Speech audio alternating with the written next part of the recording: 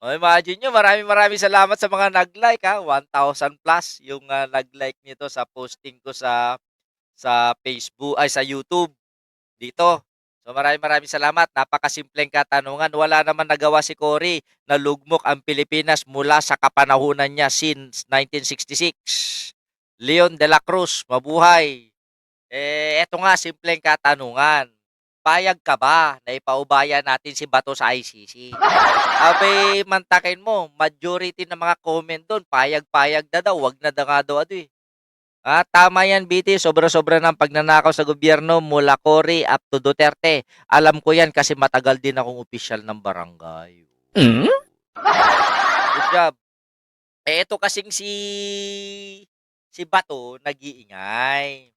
Ito yung kanyang ingay ngayon na matunog na a president's failure to protect citizen. Ah, Unang-una pa lang, no? A president's failure to protect citizen. Bakit? Naprotektahan nyo ba ang mga mamayang Pilipino ng panahon ni Duterte? Kayo nga nagpapatay. Kayo nga pumatay. Di ba? Jail Duterte, sabi ni Helen Valenzuela. Okay, payag ako para samahan nga si Digong. Kalasag. Taga saan si Kalasag? Sabi dito, and allowing foreign entities like the International Criminal Court and Interpol to infringe on the country's sovereignty is a impeachable offense. Anong anong kaso na may impeach si PBBM kung makipag-ugnayan, makipagtulungan sa ibang mga ahensya ng pang sanlibutan para sa kakabigay ng hustisya sa ating mga mamayang pinatay nila? May nilalabag ba ang presidente kung sakali makipagtulungan si BBM para mabigyan ng hustisya yung mga biktima inosente na napatay nung panahon ng EJK ni na Bato? Nagtatago. Watching from Batangas. National Police ang itapik mo, idol, para malaman ng tao kung bakit wala na sa gobyerno dahil maraming walang alam. Ano ang magiging kasalanan ni BBM? Kung protektahan niya? Anong gusto ninyo? Protektahan ni BBM ito? At saka sa mga Duterte kaysa protektahan ang mga mamayang Pilipino? Bubu itong si Bato no? Dali lang. Tama ba yung pakiramdam ko? Natakot na takot na takot na takot na si Kalbo? At nagtatago na ba siya sa saya ng isang weak leader na sinasabi nila? Oh, simple lang. Kung walang kasalanan, kung malinis, kahit anumang korte yan, international man o lokal, haharapin mo ng matiwasay at lubusan. Pero bakit takot na takot talaga itong si Bato? Ah, Unang-una, itong grupo ni Bato at yung grupo ni Duterte, sila ang unang ng salaula pumatay sa ating mga kapwa Pilipino. Sinalaula nila ang batas. Ginamit nila ang gobyerno. Tapos ngayon, ayaw panagutin. Hindi pananakop ang pagpasok ng Interpol sa ating bansa kung sakali man. Dahil mandato nila yon. At kung ang tanging paraan o ang tanging daan para mabigyan natin ng hustisya yung ating mga kababayan ay ang ICC na lamang, ay bakit natin ito pipigilan? Sa ngalan ng katarungan. Di ba? Napakasimple. Kasi pakiramdam ko tagong-tago na 'tong si Bato, kaya nag-iingay ito. Imagine mo, ito nanghihikayat sila ng mga tao. Ang power ng taong bayan ay lalabas lang 'yan sa eleksyon. Ngayong magkakaroon na naman tayo ng eleksyon, siguruhin ninyo. O di tama yung word niya, siguruhin. Danny Sablay siya tama. Hindi siguraduhin.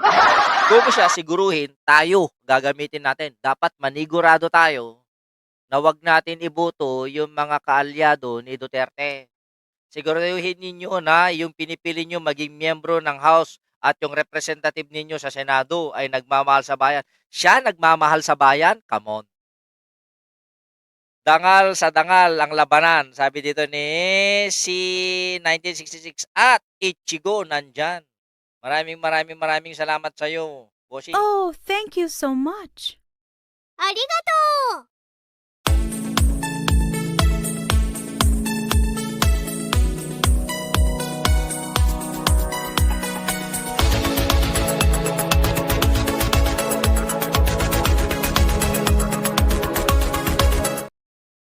Ito maniniwala kayo nagmamahal sa bayan 'to? Baka kunwari minamahal niya yung bayan pero mas pinapalago niya yung kanyang bulsa.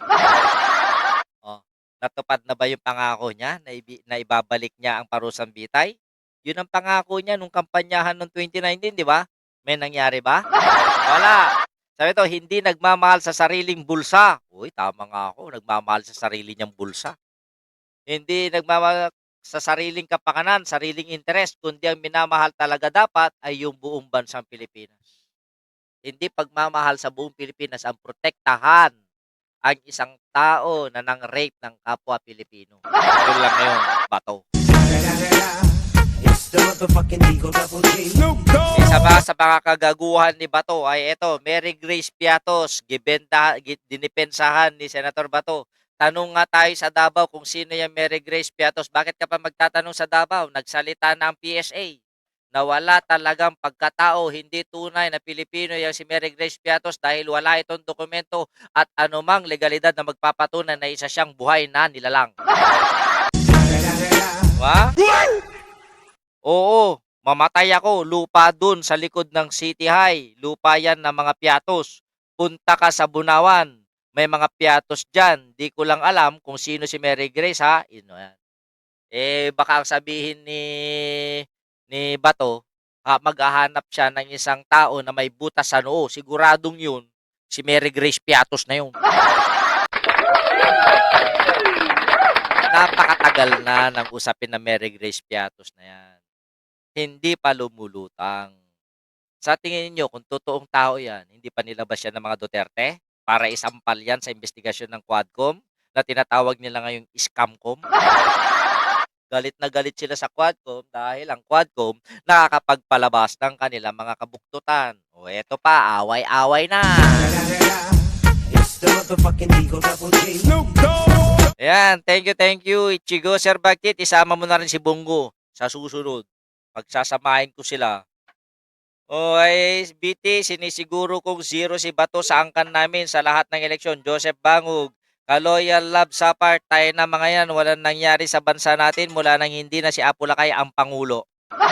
Buti nga ngayon, bumabalik na. Anita Kumagay, mga aso ni Digong, di nagmamahal sa bayan, nagmamahal sa mga Duterte at China. Totoo yan. Danny Sablay, alam ng taong bayan ang iboboto, yung di tulad mo. Siguro si Bato tinitira nito. Okay, panay sa'yo ata mga bato na hamit nga na makatulong. Michael Pangan, paano nga ipapatupad ang death penalty? Hindi si Digong ang may death penalty yun. Yung panahon ni Digong, siya ang husgado, siya ang pumapatay, siya ang berdugo. Wala nga lang sa saligang batas. Eto, kunwari, away-away. Ang ating senador, sabi dito, Bato de la Rosa, nung tinanong siya, ayaw naman niyang humarap sa amin. Pinapaharap namin para maging malinaw ang lahat ng bagay. Anong ginagawa niya? Nagpupunta sa media kung ano-ano ang pinagsasabi niya. Kung meron man ditong magsasabi na we're gathered here because of politics, gusto namin humarap siya dito para sabihin sa amin ang direkta. Yan. Paanong hindi tayo? Arnel Tan, Sir Bag, daming magulo, DDS, Digong at Sara para mga terrorist nga, para silang MILF. Paano natin hindi tayo makikipag-ugnayan sa ICC? Sarili nating sistema binabastos ni Bato. Hindi siya umaharap sa mga investigasyon. Di ang tanging paraan na lamang para mapanagot ito at malaman natin ang katotohanan kung inosente ba talaga o hindi si Digong, di papasukin natin ang ICC. Ganun lang kasimple. Yung hindi nagagawa ng gobyerno natin, ipaubaya natin sa ICC. Sigurado ako wala silang nabayaran do'n. Kasi dito marami silang bayad eh. Judge, pastor, mga nagmamay-ari ng relihiyon. Shout out sa inyo, Eduardo Manalo, na hanggang ngayon tahimik ka pa rin. Bakit? Masyado ba malaki yung itinapal sa'yo mula sa confidential fund? Kaya ka tahimik? Ganun lang. It's the motherfucking Eagle Double G. Ito yung mga